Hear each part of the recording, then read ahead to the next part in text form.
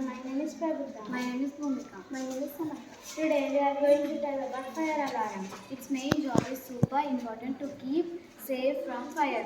Fire alarm is uh, uh, warming use about change earlierly. Now the question is how it does it work?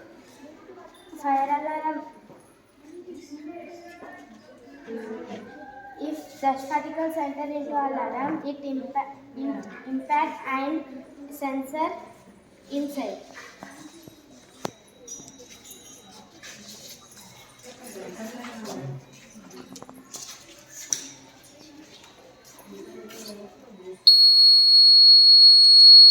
Once smoke is detected by the alarm generator, it then make a loud sound that alert the fire alarm in each building sign home. Time.